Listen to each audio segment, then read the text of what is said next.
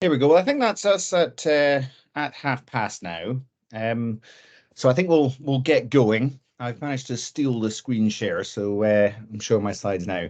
So it's very nice to see you all. I'm Michael Crooks. I'm a professor of respiratory medicine based in Hull, and I work within our airway service. I lead our COPD service, work within asthma care, and I'm also the clinical lead for the Humber North Yorkshire Respiratory Network. And I'm joined by Chris Ranson, who it sounds like many of you know already this evening. His celebrity status precedes him as a senior medicine optimization pharmacist within Humber North Yorkshire ICB. And between the two of us, we're going to be taking you through the updates to the asthma guidelines across Humber and North Yorkshire. So without further ado, I'm going to hand over to Chris to start off with a bit of an introduction to asthma within the region. Then I'm going to follow on with an update on the adult asthma guidelines, and then Chris is going to take over to run through the children and young people guideline update, and then we'll have time for some questions at the end. So, Chris, over to you for a bit of an update on asthma in the region. Brilliant, thank you. Diane, just before I start, one or two people appear to be in another meeting, and you might want to just double check the whole meeting. There look like to be another invite that people might be sitting in. Right, I just thought I'd start off with some statistics around asthma, just to put things into context. So in the world, there's about 300 million people diagnosed with asthma, and in England that equates at the moment about 3.8 million, and that was basically taken from QOF data from 22-23. So in England that equates to about 6.5% prevalence across our population. And within our ICB, once again the same data, there's 120,533 patients who are actually diagnosed with asthma on the QOF register within primary care. But also put into context, asthma accounts for 2 to 3% of primary care consultations, 60,000 hospital admissions per year, and that equates to 200,000 bed days per year in the UK. So anything that we can do to improve management of the disease will have a dramatic impact on both primary and secondary care at the moment, which at the moment, because we're all under significant pressures, would be a real benefit. Next slide, please. This one just equates to how UK has one of the highest mortality rates from asthma in Europe. And as you can see, a large proportion of our patients actually have poorly controlled asthma. And it's estimated that 70% of asthma admissions are actually preventable. And if you look at the HNY study, once again, a high proportion of asthma deaths from that particular study also were actually preventable with appropriate management. And the other element, just to flag up that a high proportion, the majority of patients who are not well controlled asthma is from social deprived areas. Once again, that is a real priority for us within our ICB to address inequalities. Next slide, please. So once again, this is just one that reflects that as well, just highlighting deprivation. Patients with poor or lowest income are more likely to have poor outcomes due to asthma. Next slide, please. I thought it'd be useful just to share some data, and one of the areas, once again from the NRAD study, that demonstrated people that overuse SABA inhalers are more likely to have poor outcomes, or some of the deaths from the NRAD study also demonstrated that people that were overusing SABAs and underusing preventer inhalers. So this data comes from EPAC2, which is basically our prescribing data that is submitted from our pharmacies each month. And basically, it equates to patients that have been prescribed 6 or more SABA inhalers in the previous 12-month period. And the denominator in this particular case is patients who prescribed a preventer inhaler but not an antimuscarinic. The reason for that is to try to rule out people with COPD from this data. It's not perfect, but it gives you a really good opportunity to show the trend or whether you're going in the right direction or not. And as you can see, really positive thing is that we all our places, once again, for people who aren't aware, Humber and North Yorkshire ICB is split up into 6 places. North Yorkshire and Vale York on one side of the patch, and then we have north of the river Humber. You've got East Riding and Hull, and then you've got North Lincolnshire and North East Lincolnshire on the south bank. But really positive is that we are seeing a downward trend. And maybe the greatest trend is relating to Hull. So I'm certain Dr. Crooks will provide a bit more information within his presentation relation to that. The other important point just to flag around SABAs is that SABA inhalers contribute 60 to 70% of our carbon footprint associated with inhalers, which I'll come on to in my next slide. Next slide, please. Also, I just thought I'd just share with you what the national target around carbon footprint of inhalers is actually. Each ICB has been given a target of reducing that by 50% by 2028. And this equates to the NHS overarching aim of becoming net zero by 2040. What I just thought I'd show is what the impact we've had already to date within our ICB. So we've actually seen a 23.6% reduction in carbon footprint associated with inhalers since our baseline, which is 1920. Our overall aim this year is to get it down below 25%, which we're on target to do.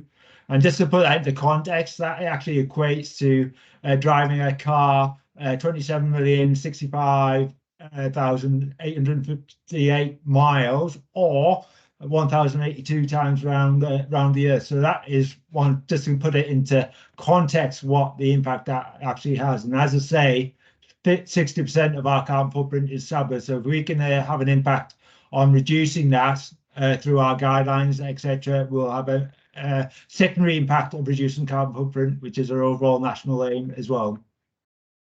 So that's the background. I'll pass over to Dr. Crooks now to take us through the next part of the presentation. Perfect. Thanks very much, Chris. And I think you really emphasize the impact that asthma has. Not only is it the commonest chronic respiratory disease, with many millions of people within the UK experiencing it, it's also still killing people. And I think it's easy to forget that, because asthma is a common condition. Most of us know somebody personally who has asthma. We certainly see plenty of people walking around taking inhalers for asthma. And people are still dying, and young people are still dying from asthma. And it's really sad to think that we have a condition which we know how to treat. We have excellent evidence around about how to treat this disease, yet people are still dying, and people are still dying for reasons that are preventable, that we could impact and change if we were able to support them to manage their asthma more effectively. And that is very much what the revised and new asthma guidelines across Humber and North Yorkshire are designed to do. They are designed to optimise prescribing practice in order to safeguard the outcomes for our asthma population. And we'll talk you through how we do that as we run through the guideline. These are my disclosures. I do talks for meetings that are sponsored by pharmaceutical companies, and I sit on advisory boards and provide consultancy for similar companies across the range of different inhaled and other respiratory medicines. So this is a sneak peek as to what the Humber North Yorkshire Adult Asthma Guideline looks like. I will take you through it in a lot more detail as we get towards the end of this talk. But I wanted to give you a bit of an indication as to what it looked like, because there are some fundamental changes within this guideline to the way that we manage asthma compared to the guidelines that used to exist across Humber North Yorkshire. And the first thing that you'll notice is that the guideline is split into two options. There's the preferred option in the top half or top 2/3 of this slide, and then there is an alternative option. And the preferred option utilizes ICS, so inhaled steroid-containing inhalers, combined with formoterol as the preferred reliever inhaler in asthma, either alone in mild asthma, and we'll talk through some of the evidence behind that approach later, or with regular preventer and then additional reliever inhalations of that same ICS formoterol combination as maintenance and reliever therapy, and then with additional controller medicines as you progress up. So I'm going to take you through why the guidelines have changed to this approach. And I'd love to say that we were the first to take this radical approach in asthma, but in fact, we're not. This is GINA, and for those of you that aren't as familiar with GINA, it is a global organization who provide evidence-based recommendations about asthma care, and in fact, they provide the foundation for many countries' asthma guidelines. And back in 2019, so a good 4 to 5 years ago now, they took the step of stating that ICS formoterol was their preferred reliever inhaler. And they cited the fact that SABA, so short-acting beta agonist inhalers, alone in asthma, so when it's just SABA that's prescribed, is associated with increased risk of death, but also recognizing the growing evidence that over-reliance on SABA inhalers in asthma was associated with an increased risk of asthma attacks for our patients, but also an increased risk of dying from asthma. And for that reason, SABAs were no longer recommended as the preferred reliever. Within the UK, that was then adopted and picked up by the PCRS. So this is a PCRS guide to the management of asthma. It was published last year. And if you look on the right-hand side, which is the back page of this guide, you can see that it gives you two paths in terms of approaches to management of adult asthma. The first being ICS formoterol based, either alone or as preventer and reliever.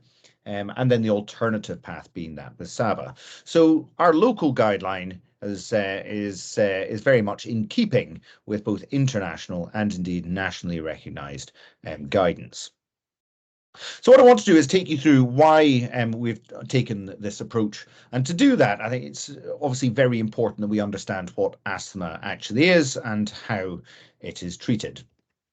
So asthma, and this is the definition once again from GINA, asthma is a heterogeneous disease, so it varies between individuals, but it is characterized by airway inflammation. And it is that inflammation within the airways which drives the variable airflow limitation, which we can pick up with on tests, and the symptoms that go with that of wheeze, breathlessness, chest tightness, and cough. So when we're thinking about trying to control asthma, and when we talk about asthma control, we're talking about trying to render our patients symptom-free, not requiring rescue medicines and free from adverse effects, but also reduced and free from the risk of future exacerbations and lung function decline. If we're going to achieve that, it is absolutely essential that we treat airway inflammation, because we know that airway inflammation underlies asthma symptoms and it underlies asthma attacks. So this is data looking at asthma symptoms over time, that day 0 in the middle being the onset or the defined time of an asthma exacerbation. And that red line is exhaled breath nitric oxide, or FeNO, which is a surrogate indicator of airway inflammation in asthma. So we can see that airway inflammation rises in the run-up to an asthma attack. We can see that that's associated with a rise in symptoms, or as shown by an increase in symptom score here. And then during the recovery phase, that inflammation is treated and the symptoms start to resolve. So given that pattern in asthma, and we think about how people use their inhalers in asthma, you take a reliever inhaler in asthma when you need to relieve symptoms. And the more frequently you experience those symptoms, the more sustained those symptoms are, or more severe those symptoms are, the more you are likely to be taking your reliever inhaler. And the more you use that reliever inhaler, the more often you need a new reliever inhaler. So it can translate into increased inhaler use and increased inhaler pickup. And when that inhaler is a short-acting beta agonist, or a SABA, the blue inhaler, the most commonly prescribed inhaler in England, around about 21 million of them prescribed every year. When you take that inhaler, the drug moves down into the airways, it binds to the beta-2 receptor, and when it does that, it triggers a series of downstream intracellular effects that result in smooth muscle relaxation. And it does that very effectively, and it does it pretty quickly. So over the period of a couple of minutes, you will then get the onset of that muscle relaxation, taking an inflamed and angry and constricted asthmatic airway, as you can see on the picture, and changing it to a still inflamed and angry, but not constricted asthmatic airway. And you can understand how that can relieve the symptoms associated with that bronchoconstriction. But what it doesn't do is treat airway inflammation. So this is a study looking at people with asthma that were not on an inhaled steroid, and looking again at that surrogate marker of airway inflammation, that FeNO level, before having a short-acting beta agonist and after having a short-acting beta agonist, the post-bronchodilator time point. And we can certainly see that those lines are not going down the way, as would reflect reduction in inflammation. In fact, if anything, there's a slight trend to be going up the way, but they certainly do not treat inflammation. So short-acting beta agonists are a bit of a sticking plaster in asthma. They provide temporary relief of symptoms, but they do not treat airway inflammation, which is the core underlying problem in asthma, including at the time of asthma attacks. And it's therefore not surprising when we think about people who have more persistent and regular symptoms or more severe symptoms, they're using the reliever inhaler more often, that often reflecting uncontrolled asthma and uncontrolled inflammation, that when the Royal College of Physicians undertook their review of asthma deaths and published back in 2014, they found that typical prescribing pattern associated with the risk of asthma death was excessive use of reliever inhalers, and at that time the reliever was short-acting beta agonists, so a SABA overuse, and underuse of preventer medications, those inhalers that contain inhaled corticosteroids. And that's because when you're developing an asthma exacerbation and you get that increased in airway inflammation, signified by the red line again, and symptoms which follow with that, you will start to reach for your reliever inhaler. And if that's a short-acting beta agonist, that will provide some temporary relief of symptoms, making you feel temporarily a bit better. But if that airway inflammation remains untreated, ultimately that individual will reach a crisis point. And it's at that crisis point where they present in primary care or they present to the emergency department. They're prescribed oral corticosteroids, typically prednisolone, that treats the inflammation, causing a whole range of systemic effects and long-term side effects along the way. But it does successfully treat that airway inflammation, allowing that patient's airways to return to normal, and they feel much better and recover. And that's a typical pattern of an asthma exacerbation when treated with regular inhaled steroid preventer and a SABA reliever. So what is anti-inflammatory reliever in asthma? Well, an anti-inflammatory reliever is an inhaler which provides relief, but also treats inflammation. And it does that because it's a combination of two drugs. And that combination is an inhaled steroid, either budesonide or beclomethasone, and a fast-acting bronchodilator, formoterol. Now, formoterol is a long-acting beta agonist. It is fast-acting like a SABA is, but it lasts a fair bit longer. And because it's fast-acting and it causes that same bronchodilation that you get with salbutamol or SABA, then you don't require a SABA to be prescribed alongside it. And anti-inflammatory relievers can be used in two ways in asthma. In mild asthma, it is now licensed to be used only as needed, with no regular preventer doses, and that's called anti-inflammatory reliever therapy, or anti-inflammatory only as needed, or it can be taken in addition to regular maintenance doses. So you take regular preventer doses of that ICS formoterol combination inhaler, and whenever needing additional inhalations for relief, you use that same inhaler. And that's been around for some time. That's known as maintenance and reliever therapy, which has been well evidence-based and used for a long time now. So how does anti-inflammatory reliever actually work? So if we think of that same model of an asthma attack, which I showed you a moment ago, when this individual with asthma starts to develop increased airway inflammation associated with increased symptoms, they reach for the reliever inhaler. On this occasion, that reliever contains both a fast-acting bronchodilator to provide that fast relief of symptoms, but it also contains an inhaled steroid, and therefore you're getting an increased dose of the inhaled steroid at the time that the inflammation is uncontrolled. And as a consequence of that, you treat that inflammation early and you prevent the crisis point. You prevent that asthma exacerbation. And that is very much the principle of anti-inflammatory reliever in asthma. So it's very nice having a theory, and it's very nice having a theory that I can put in a diagram to make it seem simple. But what about the evidence? Does this actually work? So the first thing I want to reassure you about is that formoterol, which is the fast-acting bronchodilator in anti-inflammatory reliever inhalers, does work effectively and quickly to relieve bronchoconstriction. So these are two different studies. On the left-hand side, it's budesonide formoterol combination, and in this study, that was Symbicort. And on the right-hand side, it's beclomethasone formoterol combination, which on this slide is called Foster, because that's what everybody else in the world calls Foster. So that beclomethasone formoterol combination.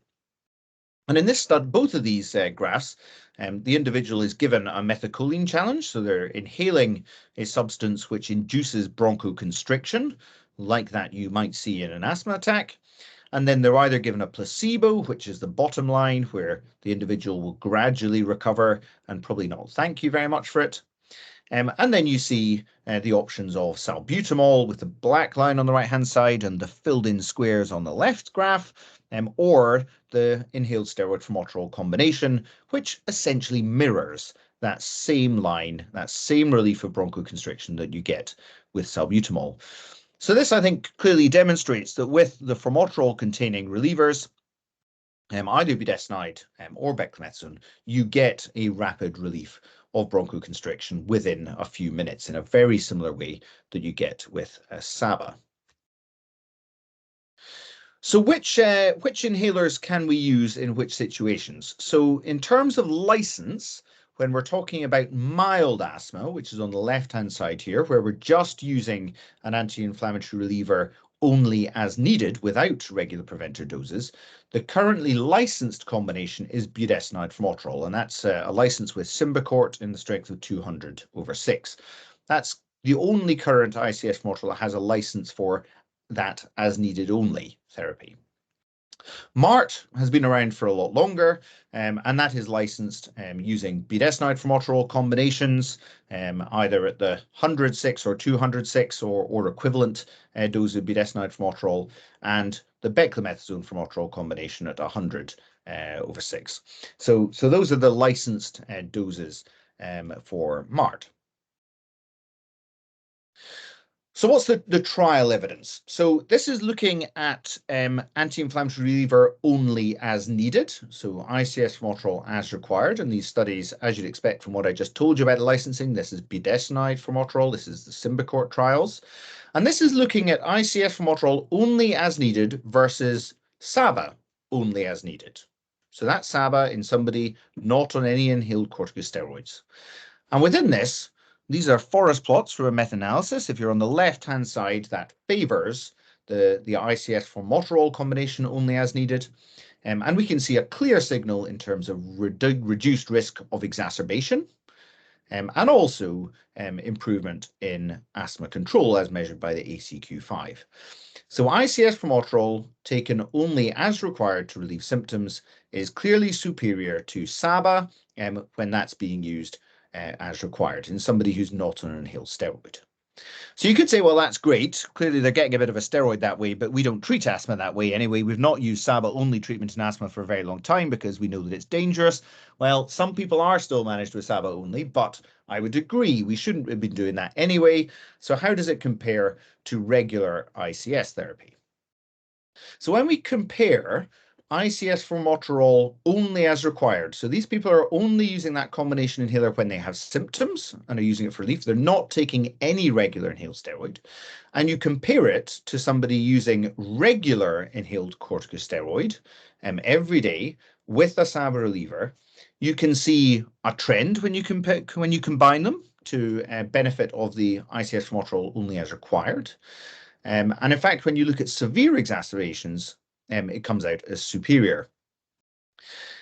And this is in a clinical trial setting. And the thing to remember within clinical trials, particularly those big clinical trials, the Sigma studies, which are the ones where there's maybe less clear benefit, it's certainly no worse, but less clear benefit over the regular ICS, is that adherence in those trials, in those taking regular inhaled steroids, was very high.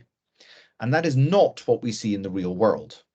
What we know about the vast majority of people with asthma who are on ICS regularly with a SABA reliever is that they do not take their ICS as it is prescribed, and they do not take it regularly. And in those patients, we know from the trials where adherence was a bit lower in that group, like Novel Start, that there is a benefit to ICS formoterol reliever. So it helps to reduce exacerbations. What about the data for maintenance and reliever therapy? So this is where you're using ICS formoterol regularly as your preventer, with additional inhalations taken for relief of symptoms as and when they occur.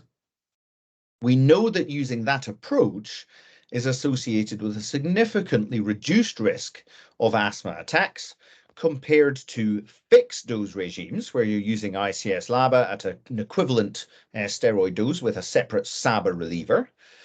So in this case, on this meta-analysis showing a 32% reduction in exacerbations.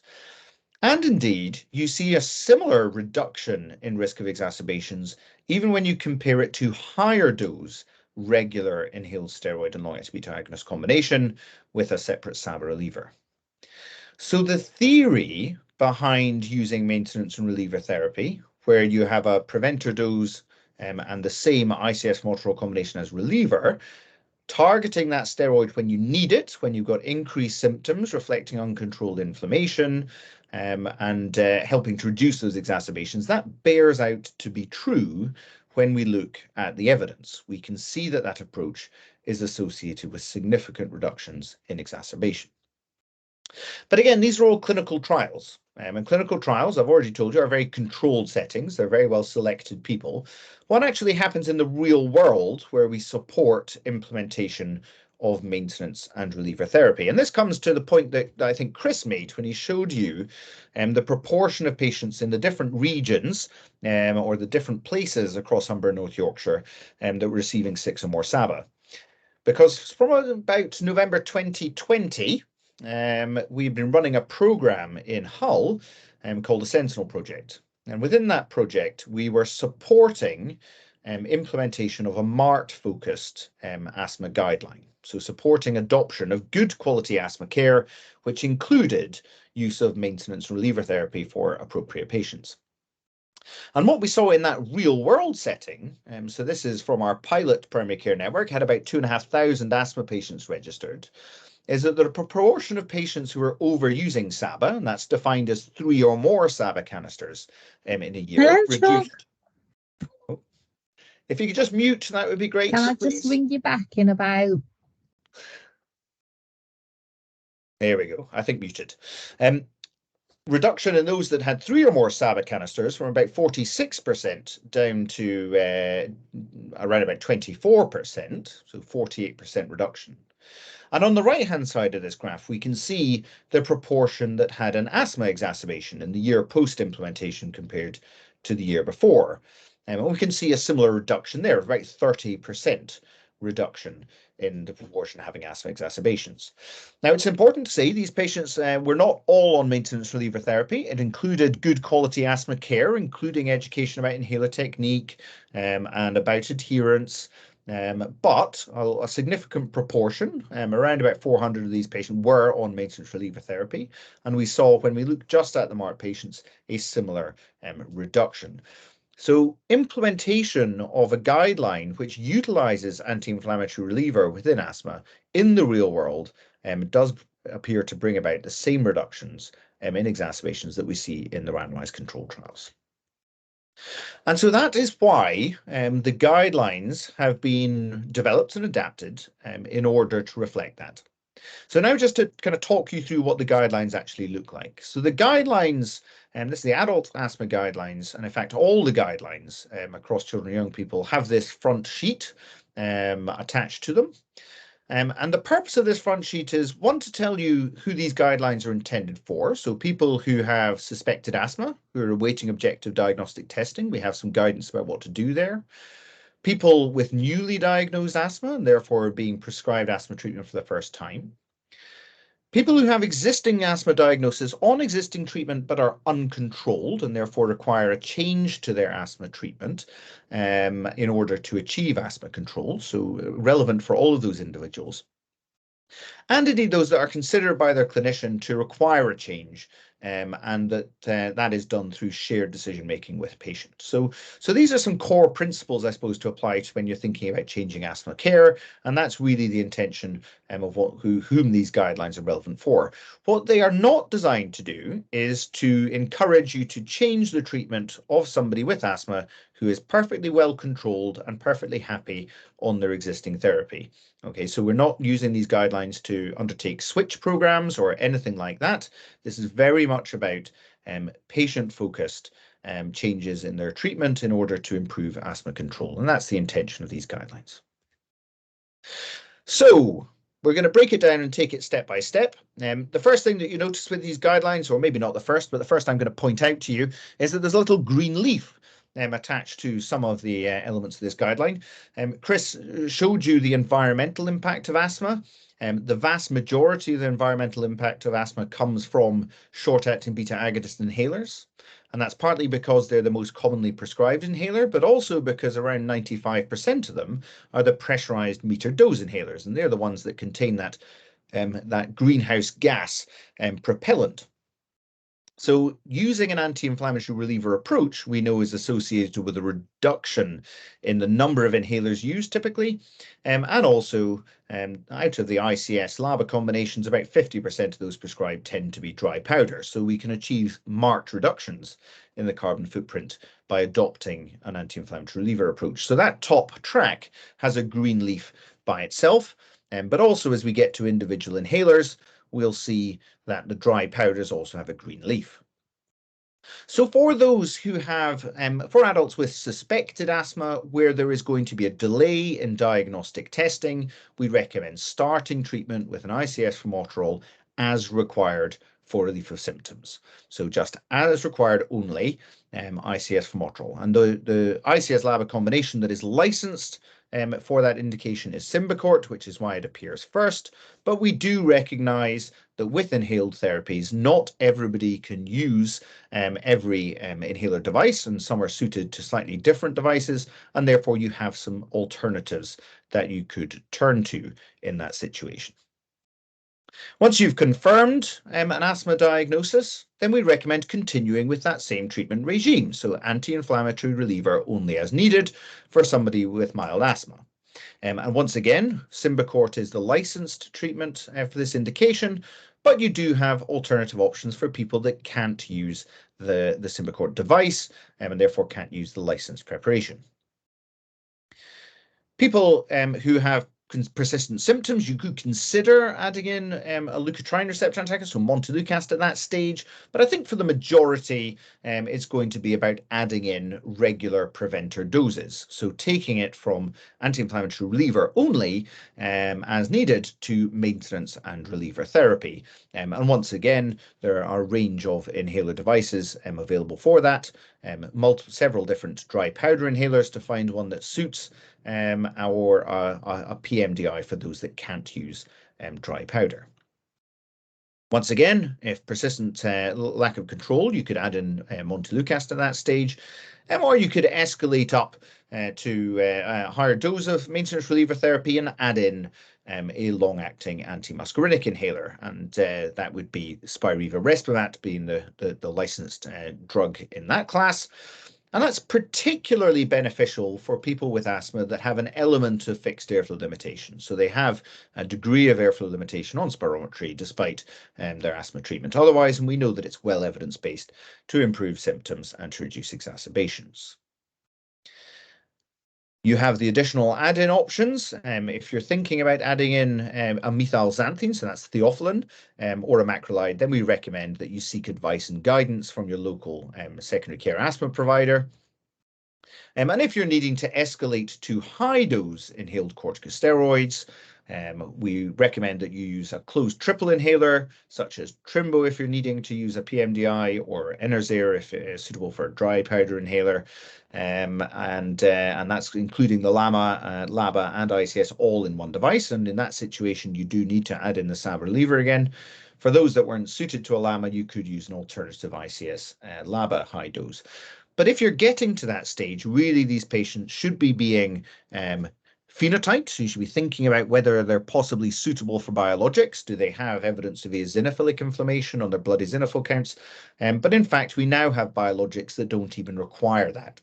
So you should be referring these individuals to your local asthma services in secondary care or the severe asthma centre for assessment. So that is the preferred option, and for escalating, and of course you can de-escalate asthma treatment down the ladder just like you would ordinarily if controlled, for managing patients in Humber, North Yorkshire. We do, of course, recognise that there are some people who may not be suited to that and may not tolerate the long-acting beta agonist approach and anti-inflammatory reliever. And for those individuals, the guideline does set out a more traditional approach to asthma management, where it includes an ICS, stepping up to ICS LABA combination with SABA reliever, and then up to triple therapy with a SABA reliever. But that approach very much should be the exception rather than the rule. The majority of patients will be best suited and most safely managed using an anti-inflammatory reliever based on the evidence that I've taken you through already. So the second page of the guide has the very similar appearance, but it's got the technical detail of how to prescribe these medicines, the strengths that can be used at each stage, how many doses for relief, etc. So that's really a bit more detail to help out with prescribing. And then we have a back page which provides a bit more detail about good quality asthma care. So it gives a bit of the top line about ICS formoterol reliever. That white box within the red quadrant has what to do during an asthma attack when you're using anti-inflammatory reliever. So how many puffs and when to call an ambulance, etc., just like you'd expect to see on the more traditional SABA-based approaches. We have some key points about the principles of good asthma care, something about what asthma control actually is, and then who to consider for a specialist opinion. And at the bottom right-hand corner, although on this picture a few of the QR codes are missing, they have been added in to the resources online. There are some resources that you can follow to get some additional tools to help you to manage asthma, or to consider rolling out some quality improvement work, very much aligned to the principles of these guidelines, both from either the Sentinel Plus quality improvement framework, which is based on the work that was done in Hull that I showed you, or the Greener Practice Toolkit, which has some similar resources. So just briefly, before I hand over to Chris to take you through the children and young people's guideline, the Humber North Yorkshire guidelines are supporting a significant change in asthma care, which is centred around the use of anti-inflammatory reliever therapy across the spectrum from mild, moderate, and up to severe asthma. Anti-inflammatory reliever, either as only as needed or as maintenance reliever therapy, has a really strong evidence base for reducing the risk of asthma exacerbations compared to SABA-containing regimes, and that really is the key to maintaining safe asthma management. And these guidelines really can help us to achieve the aims that are set out, and the NHS ambitions indeed, to address SABA overuse both for the benefit of our patients in terms of reducing their risk of asthma attacks, but also reducing the environmental impact of asthma and its treatment. So I think I've probably said more than enough. So I shall hand over to Chris. I shall hand over the screen to Chris as well. So bear with me while I press a few buttons here. Try and bring up that. And hopefully now you'll be able to share your screen, Chris, and talk us through children and young people's guide. Brilliant. So just thanks, Mike. And also, if people have got some burning questions, we'll take questions at the end. But if you've got any questions you want to put in the chat now, and we can come to them after I've done the next presentation. I'll just share my screen.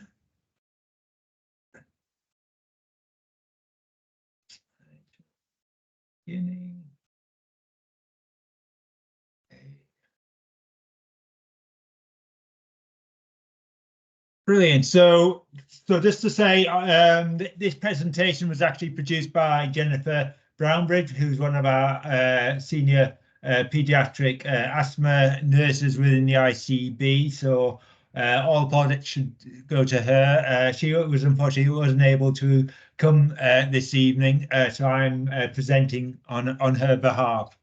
So when we started this piece of work, initially we were just focusing on adults, but very quickly we identified actually, if we're going to do an adult guideline, it's really important we align our guidelines for children and younger people so that we can transition care from pediatrics as people get older into adults. And it was important that all our guidelines were aligned. So we have had a focus when we were developing the children's guidelines with that in mind.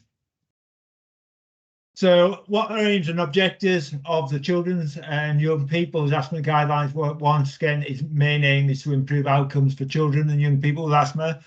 Similarly, with adults, we have poor outcomes for children and young people with asthma. So there is a real need to try to improve that across the country. We also want to, as we said previously, want to reduce the environmental impact of asthma and its treatment. Support clinicians in prescribing the right treatments at the right time, with a focus on low environmental impact.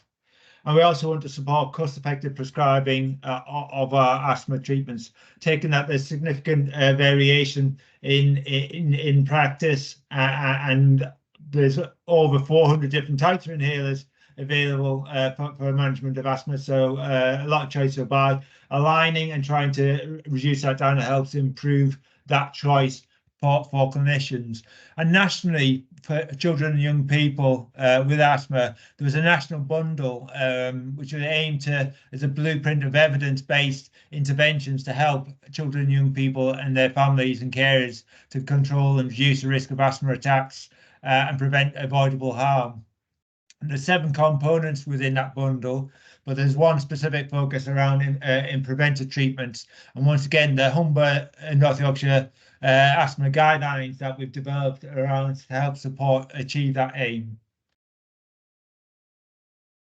So I'll start off with the children and young people aged 6 to 7 years. We've also got a further guideline which I'll come on to, which is a 12 to 17-year-old treatment guideline. And we are working on a further guideline at the moment for children under the age of 5, but that is still being worked up as we speak.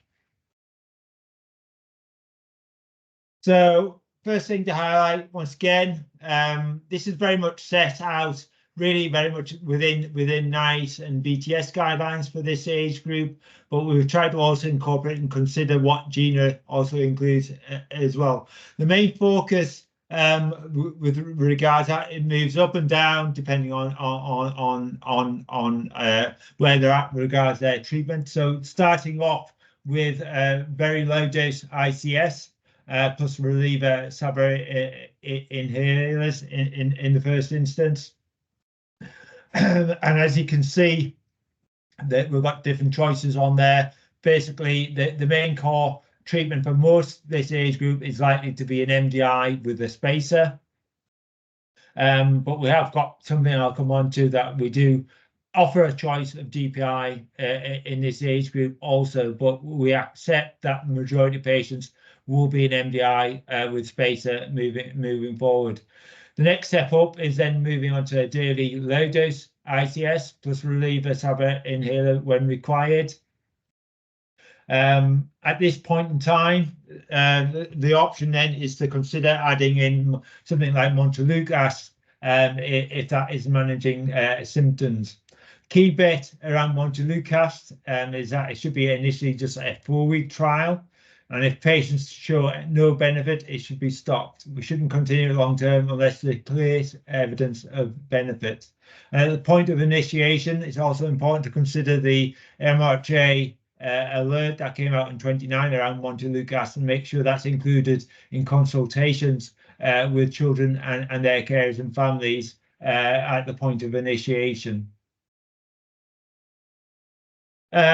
We've also, in the top right hand corner, have the elements and principles of good asthma care. Key bit there being ICS being the cornerstone of treatment. Importance of using a spacer, I've just said, with MDIs. Making sure that we get the correct diagnosis, making sure that all children have a personalised asthma action plan is really important. And that was a key element as part of the community pharmacy contract, as part of that, to make sure that children that they see as well have an asthma plan, and to refer them on if they haven't. Key bit also, and the overall elements of all our guidelines is important to that we check appropriate and good inhaler technique at the point of initiation, but also at follow-up during the course of their treatments. Checking adherence, once again, the key bit is around identifying how often patients are using, or children are using, their SABA inhalers, and also have clear triggers within systems if patients are overusing SABAs, that they are referred for urgent review where appropriate. Within that, similarly to our adult guidelines, we have got those green leaves attached to the dry powders.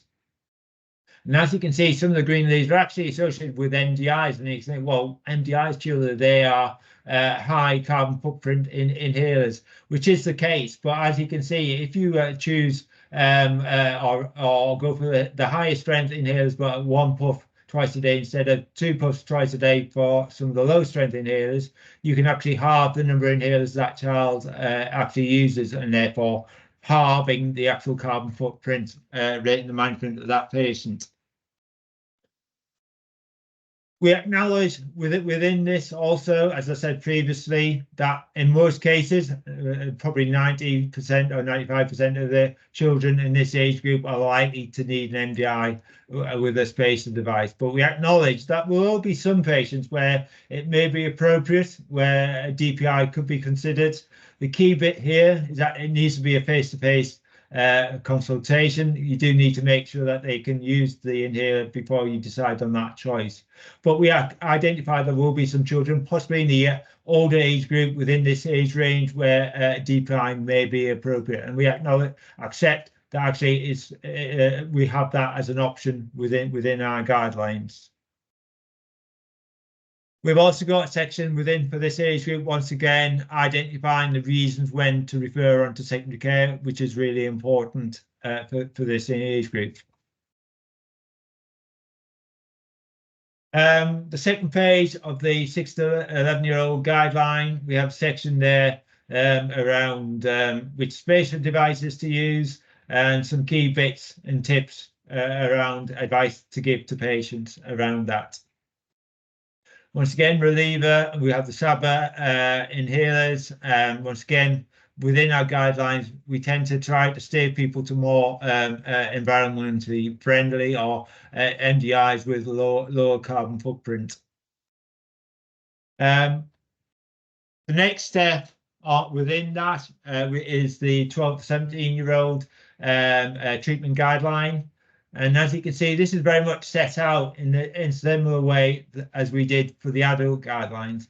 And the aim is to try to move, when patients move onto this age group, to start considering about transitioning at some point during the course is that they'll move on to adult management. So we kind of wanted to introduce the thought of using art and MART regimes at this point in time in this age group, acknowledging that actually a lot of children in this age group also don't want to handle and use a spacer device, and actually a lot of them would prefer a dry powder inhaler.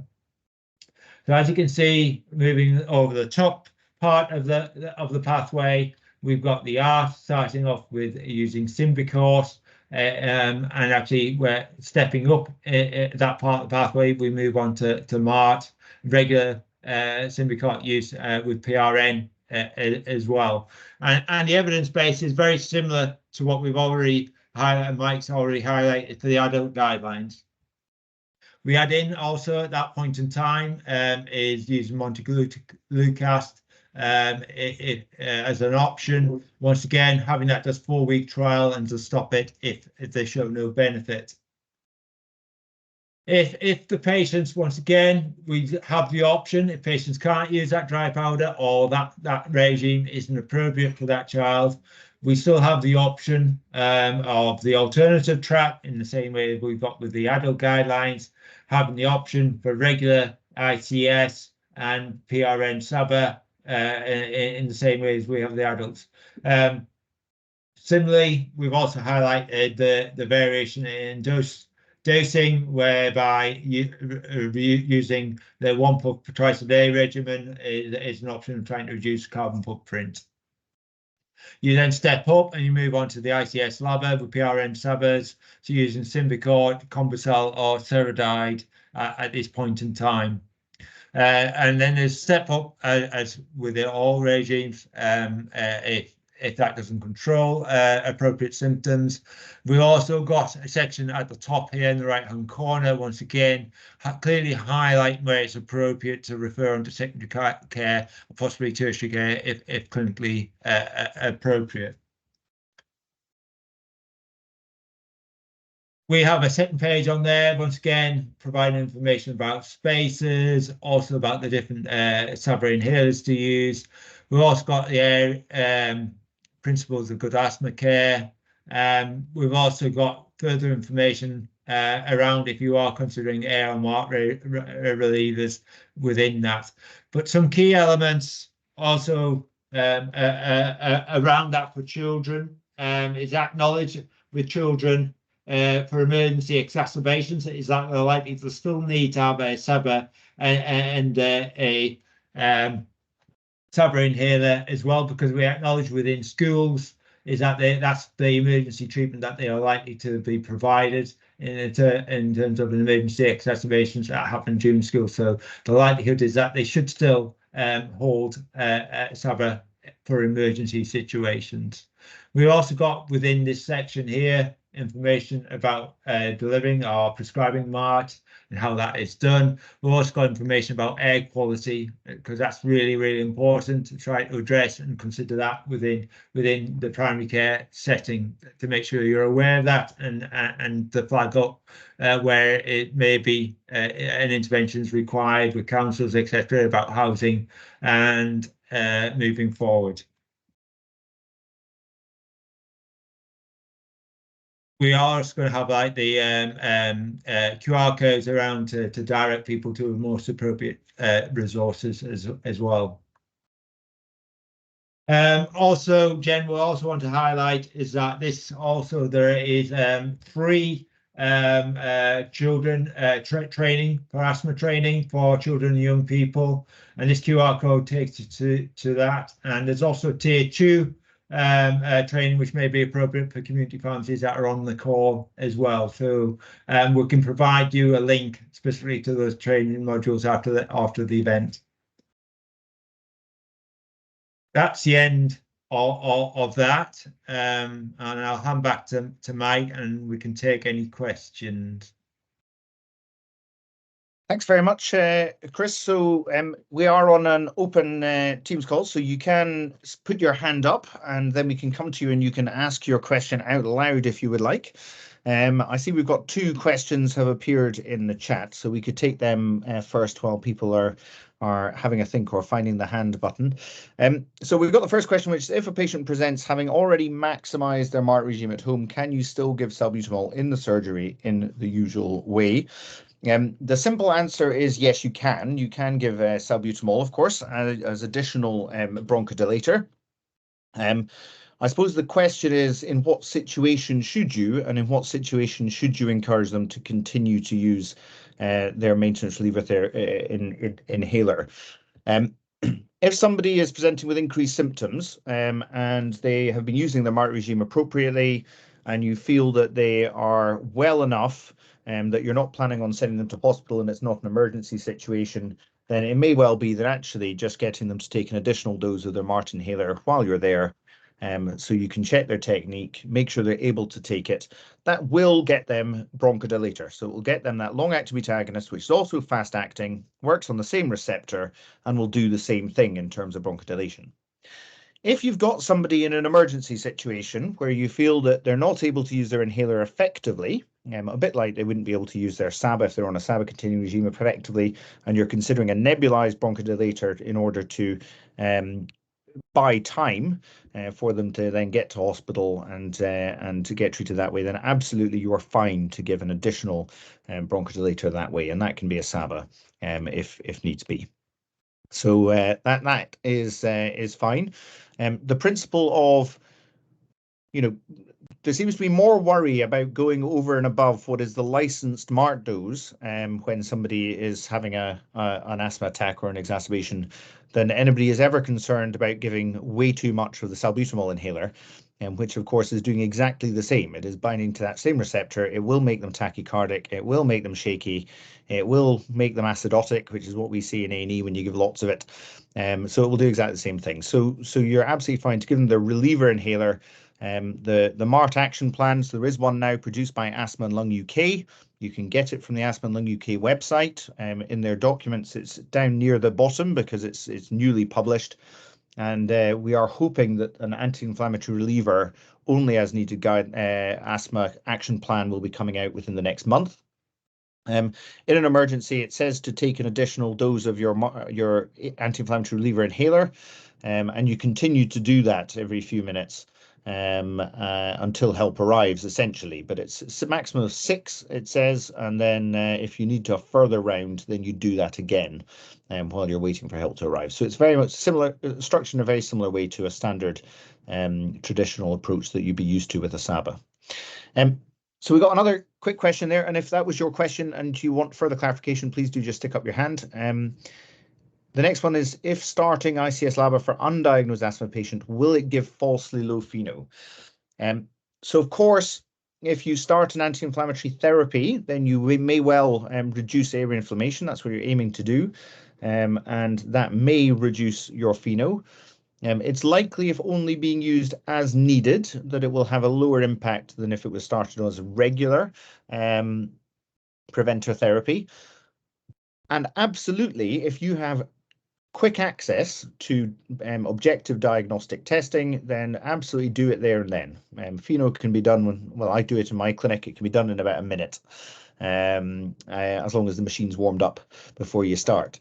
So if you can do FeNO there and then great. But what we're not advocating is withholding treatment for somebody who's symptomatic with high suspicion of asthma, where you know there's going to be a delay in objective testing. And if it's going to be a 6 to 8 week wait in order to get them into a clinic for some FeNO and spirometry, then you may well be better to give them a peak flow meter, ask them to keep a diary, and to start them on an anti-inflammatory reliever only as needed, which provides the safety net of preventing them exacerbating during that time, but will also allow you to look at objective change in measures of airflow limitation, and then you can book them in for their objective testing at the time. But of course, you just factor in the fact you know that they have had some anti-inflammatory therapy. So if you think that this is clearly asthma on the basis that they have improved with the treatment, classical symptoms, airflow variability, then you may still be happy with that despite a low FeNO because you know that they've had some treatment. So I think that's probably the message there. Andy, your hand. Yeah, thanks. So I'm not as familiar perhaps as I should be with the modern thinking on the use of Montelukast, and I don't know if the guidelines make a differentiation between the context of asthma attacks, because I think in the past they used to say, oh, you know, Montelukast or a leukotriene antagonist might be useful in exercise-induced asthma, but are we saying actually it's quite it could be an add-on tool in any asthmatic where they're not controlled with you know, a corticosteroid and a rapid-acting beta-2 agonist? Yeah, thanks, Eddie. Yeah, absolutely. So the kind of phenotypes of asthma where it's probably thought to be most effective are children and exercise induced. You're absolutely right. That being said, when you've got somebody who's got persistent symptoms, despite being on ICS, often ICS LABA combination therapy, and hopefully following our preferred track of MART, and you want to try it, then absolutely you can trial it. Some people do seem to respond. But similar to what Chris was saying, we would always do a trial of, and if the person doesn't feel any better, then stop it. Because we do have a bit of a habit sometimes of starting a medicine and then just carrying it on because we started it. But yeah, if no improvement, then it can be stopped. Oh, okay. And just as a slight add-on question, so I know Chris mentioned the Montelukast alert, and I didn't catch the abbreviation of who'd issued the alert and when it was. So it was 2019, and it was the MHRA related to neuropsychiatric side effects associated with Montelukast, and the issue is that the alert came out was because people were presenting with those symptoms and they weren't immediately being identified it was caused by Montelukast, and therefore patients were then getting put on other medicines to address those symptoms, which inappropriately. Right. Thank you both for that. Thanks. That's all. Thanks, Kenny. Just a couple of conversations with a few different GPs. It's a commissioning question, and I'm told, I've not looked into it a bit more, but I'm told that Pheno and Spiro aren't commissioned in our area, so you get a bit of resistance sometimes when you try and ask for these things. Is that right? Like I say, I haven't looked into it as much. Yeah, so it's a complex and thorny issue, is respiratory diagnostics, Kenny. I think you are right in that prior to the pandemic, of course, spirometry was fairly widely done. Often it was remunerated through programs like QOF, for example, and that was the model. Was that if you met a certain target of a proportion of people having had it, then the additional funding came with it.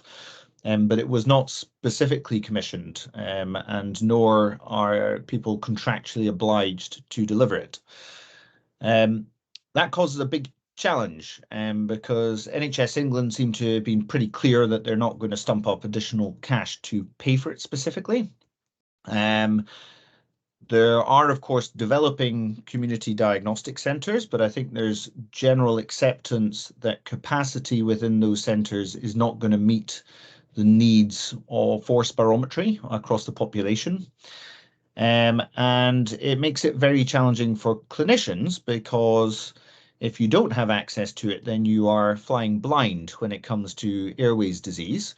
And it makes it very difficult to obtain a diagnosis. It makes it very difficult to objectively demonstrate response to treatment, and it makes it very difficult to know when and who to refer. And of course, secondary care, well, I'm sure in primary care you feel the delays in patients getting seen for their appointments in secondary care, and if everybody was referred for spirometry, then that would become 10 times worse. So there is a major challenge to overcome. That being said, lots of GP practices are delivering spirometry, and of course we would do our best to support anybody who wanted to. Training is funded, so if there's a training need, then that can be supported. And often we can find pots of cash somewhere to try and help if there's a machine that needs wound up before it starts and needs to be replaced with something a bit more modern, then please do come to us and let us know that, because we can try and plug those gaps. What we don't have at the moment is any means within the NHS funding structures that would be approved by the people who hold the purse strings to pay per spirometry or such like, and that does make it difficult. There's a very long answer to your question, but yes, it's a national challenge, but one that we as clinicians, I suppose, hopefully can work together and develop some pathways and some solutions to try and keep our patients as safe and as effectively managed as possible. Any other questions? I appreciate we're probably about 5 minutes over that hour, but I'm happy to take any other questions if there's any pressing questions. What we want to do, and I suppose the aim is for everybody on the call to feel that they're confident in understanding how to use anti-inflammatory reliever, feeling confident in the evidence behind it, and being able to feel confident in supporting their patients to use it. So a couple of common questions we get is that patients sometimes report that it doesn't provide relief as quickly as a SABA. The evidence, when you look at lung function and you look at it, is that there should be no real perceptible difference between the two in terms of bronchodilation and onset. But what we do find with some people who are quite dependent on their SABA, and very psychologically attached to their SABA as well, is that they get almost instant relief when they use their short-acting beta agonist inhaler, and that is not due to drug effect. The drug takes a couple of minutes to work. So if they're getting instant relief, then it is because of that kind of psychological attachment, and a similar effect to, for example, a smoker gets an immediate benefit from having a drag on the cigarette, even though the nicotine actually takes a few seconds to get up to the brain. So they notice the effect before the drugs actually worked. So it's important to support our patients with that they recognise that yes, they may feel like that to begin with, but actually it does work as quickly. It will relax the airways as quickly, and to support them with that. I see another comments come in. I'm able to do spirometry and FeNO as part of long COVID assessment in the York and Scarborough area if required for unexplained breathlessness. Well, that is good news. So any suspected asthma patients, send them to Judith with query long COVID. Is that the message, Judith? No, probably not. No, thank you. Very tongue-in-cheek. I apologise, Judith. But yeah, it's good that you have access to those tests. Any other questions? Oh, Ian. Hi, as an LPC CEO, the first question that pops into my head is, what's the cost effect of this? Is it an increased cost of prescribing or a decreased cost of prescribing? And what will the controls be to sudden changes if it is a decrease in cost? Yeah, you pointed out in your presentation that it is not. Please switch. Yes. Yeah, thanks very much, Ian. And I'll probably let Chris answer some of the kind of cost side of it. I suppose just before I do, the approach with anti-inflammatory reliever and MART, of course, have been shown to be cost effective in terms of treating asthma. Now, I appreciate that's not the same as affecting a budget, but MART has been approved by NICE and other national guidelines as a cost effective approach to managing asthma. Anti-inflammatory reliever in other countries where it's been used has also been shown to be cost effective in formal health economic analysis. Individual prescribing costs, of course, an ICS LABA does cost more than a SABA. But Chris, do you want to comment on the approach we're taking? Yeah. So we did do some analysis comparing actually regular. So for purposes of the air regime, actually the overall cost of prescribing someone with air compared to low dose ICS and SABA actually was slightly cheaper to go for the air regime than it was the regular ICS and SABA. When you move on to MART, there is slightly extra cost associated with prescribing MART compared to regular ICS LABA combinations with SABA, but not significantly. And when we did some cost analysis, we probably felt it was actually going to be cost neutral. Clearly, we're going to hopefully prescribe less sublingual inhalers. So community pharmacies will hopefully see less prescriptions for SABAs moving forward, but we would expect to see an increase in use of ICS LABA combination regimens for the patients instead. So I think from a cost perspective, it's probably going to be cost neutral. From an outcomes perspective, if we can implement it appropriately and correctly, we'll see improved outcomes, reduce hospital admissions and exacerbations and impact on primary care, hopefully, moving forward. Thank you. And that very much ties in with a question from Julia, I think, who's asked in the chat: are oral steroid prescriptions decreasing with MART? I think it's early days to see that in terms of guideline implementation, and of course we will monitor the prescribing patterns. In terms of the Sentinel project, we have data for the pilot primary care network, which I alluded to earlier on. So 2,500 asthma patients, 800 or so had an asthma review through the program and had their asthma treatment optimized. And we saw a 30% reduction in the proportion of patients with one or more asthma exacerbation, and that was defined by courses of oral steroids. So certainly we saw a reduction. In the MART cohort, so those that went on to maintenance reliever therapy, they were a higher exacerbating cohort to begin with. So a higher proportion of those patients were having 3 or more asthma exacerbations per year. And we saw the proportion having 3 or more asthma exacerbations drop by about 50%. Overall, the proportion that became exacerbation free, it was a reduction. It was about an increase of about 20% that went from exacerbations to being exacerbation free in the year after. So certainly within that practice population, real world implementation of MART was associated with a reduction in asthma attacks. The full Sentinel project, which ran across all primary care networks in Hull, is currently being evaluated. So there's about 19,000 patients within that cohort, and I have weekly meetings with updates on the data. We certainly seem to be seeing reducing trends in SABA prescribing, which Chris has already showed you the kind of publicly available data on that, and we will have similar data around about exacerbations, etc. reports. So we'll share that once that's available.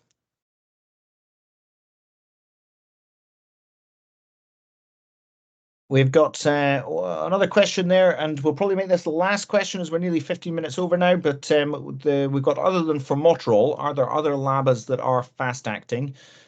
There are other LABAs which do have a fast onset of action. But the only LABA that is currently used within anti-inflammatory reliever or MART approaches is formoterol, as part of a combination with either budesonide or beclomethasone. Some of you will be familiar with inhalers that have formoterol that don't have budesonide or beclomethasone, like there is a fluticasone containing combination, Flutiform, that's not licensed for use as MART. Fluticasone hangs around for longer and accumulates with multiple dosing. So it's important that we don't mix that one up. So it is budesonide or beclomethasone with formoterol combination. And will we be sharing the slides?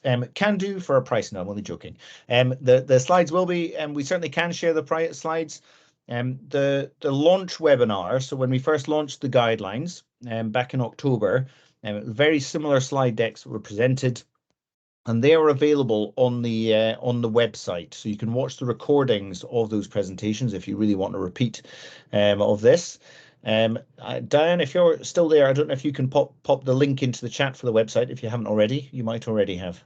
It's already in the chat. Already in the chat. So if you follow that link, and you will find on that page, you will find a link to the guidelines, and you will also find a link to some useful resources, including the pre-record of the webinars. And that on that site, you'll be able to see Jen pretending to be Chris, because she does her own presentation on that one. All right. Well, I think with that, we'll just say thank you very much to all of you for coming and listening. Thank you very much to Diane and Charlotte for setting up the meeting and keeping us on the straight and narrow. And thank you very much, Chris, for your presentations. Have a good rest of your evening, and we'll see you again, I'm sure, at future meetings. Bye now. Thanks, Mike. Bye.